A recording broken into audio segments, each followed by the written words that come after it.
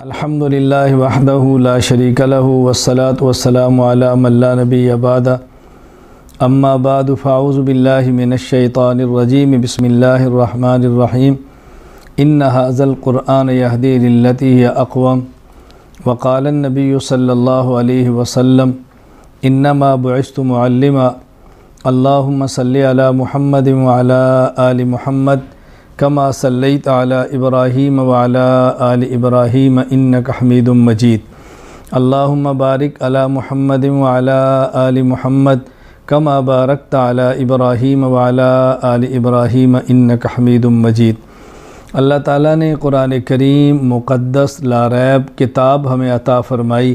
خوش قسمت وہ لوگ ہیں جنہوں نے رمضان المبارک کی 20 رکعات تراویح پڑھی۔ 20 رکعات تراویح میں قرآن کریم کو مکمل سنایا یا مکمل سنانے یا سننے کی سعادت حاصل ہوئی۔ بہت مبارک لوگ ہیں۔ رمضان مبارک کے مکمل روزے رکھے۔ اللہ تعالیٰ تراویح کو، رمضان کے روزے کو، دیگر عبادات کو اپنے کرم سے قبول فرما لے۔ بہت سارے ممالک میں آخری روزہ کل ہے، یعنی شروع ہو رہا ہے۔ بہت سارے ممالک میں شاید اس کے بعد ہو۔ کہیں 29 شب ہے، کہیں 28 شب ہے آج۔ اللہ تعالیٰ سب کی عبادات کو قبول فرمائے۔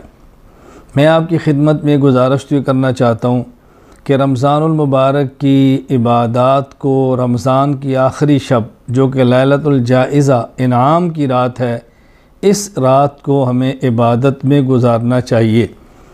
یعنی رمضان کی گزارنے کے بعد آخری شب کا معنی آگے صبح یکم شوال عید الفطر ہے۔ اس رات کو عبادت میں گزارنا چاہیے، اس کو ضائع نہیں کرنا چاہیے۔ اور گزارش یہ کرنی ہے کہ جن حضرات کے ذمے صدقۃ الفطر ہے اپنا اولاد کا، ان کو اس کی ادائیگی بر وقت کر دینی چاہیے۔ عید کی نماز کا اہتمام کرنا چاہیے، بر وقت عیدگاہ میں پہنچنا چاہیے، اور عیدگاہ میں مرد حضرات جائیں۔ میری خواتین ماؤں اور بہنوں بیٹیوں سے گزارش ہے کہ آپ کے اوپر شریعت نے نہ رمضان کا غیر رمضان کا جمعہ رکھا ہے، نہ ہی آپ کے ذمہ عید کی نماز رکھی ہے۔ آپ گھر کو سنبھالیں، شوہر عیدگاہ میں جائیں، واپس آئیں تو کھانا تیار ہو، بچوں کو تیار کریں، شوہر کو تیار کریں، عیدگاہ تک پہنچائیں، وہ آئیں تو ان کے لیے آپ گھر کو سجا کے رکھیں، کھانا تیار کر کے رکھیں۔ یہ خواتین کی ذمہ داری ہے۔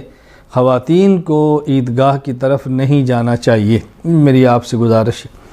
پھر عید کے موقع پر بہت سارے ممالک خصوصاً ہندوستان میں بہت معاملات اس حد تک بیماری کی وجہ سے اور کرونا وائرس کی وجہ سے، آفت کی وجہ سے اور وبا کی وجہ سے خطرناک ہیں، دل خون کے آنسو روتا ہے۔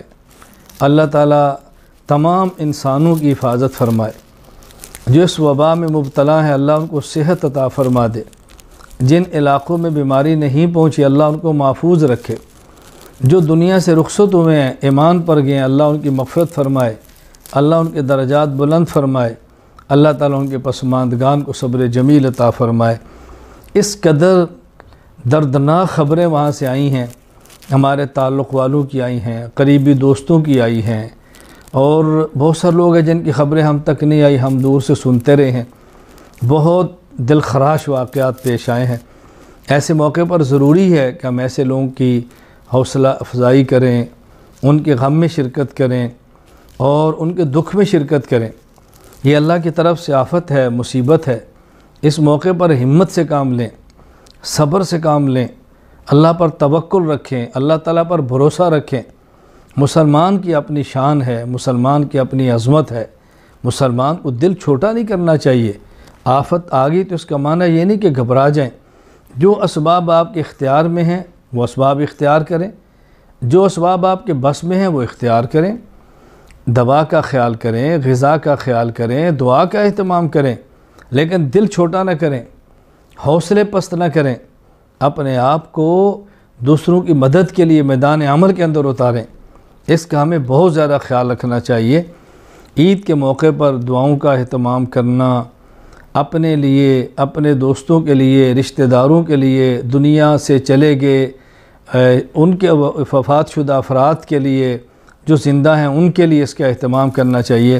بہرحال میں آپ کی خدمت میں عرض کرنا چاہتا ہوں کہ دعائیں بھی فرمائیں، رمضان کی عبادات کو ضائع ہونے سے بچائیں، اور اپنے مسلمان بھائیوں کا بطور خصوصاً بہت زیادہ خیال فرمائیں، پوری انسانیت کا خیال کریں، دوسروں کے دکھ اور دردوں کو سمجھیں۔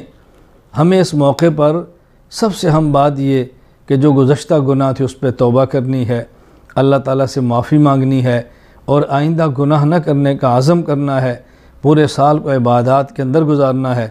اور میں آخر میں یہ گزارش کروں گا کہ اس موقع پر بطور خاص ائمہ مساجد، علماء کرام، مؤذنین، خدام، ان کا بہت خیال کریں۔ علماء کرام کو ہدیہ دینا، علماء کرام کو عیدی دینا، علماء کرام کی ضرورتوں کا خیال کرنا، یہ خود کریں، خود جو اپنی پوری زندگی دین میں وقف کر کے لگے ہوئے ہیں، تو ہماری ذمہ داری ہے کہ ہم کو مالی اعتبار سے مضبوط کریں، مدارس کا خیال کریں، مساجد کا خیال کریں، مدارس تک اپنے صدقات کو پہنچائیں، اپنی زکوٰۃ کو پہنچائیں، اپنے فطرانے پہنچائیں۔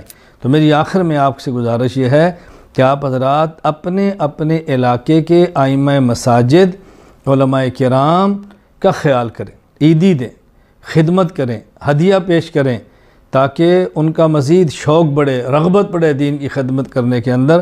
اللہ تعالیٰ مجھے اور آپ سب کو دین پر عمل کرنے کی توفیق عطا فرمائے۔ اللہ تعالیٰ ہماری کمیوں کو تاہیاں اپنے کرم سے معاف فرمائے۔ وآخر دعوانا الحمد للہ رب العالمین۔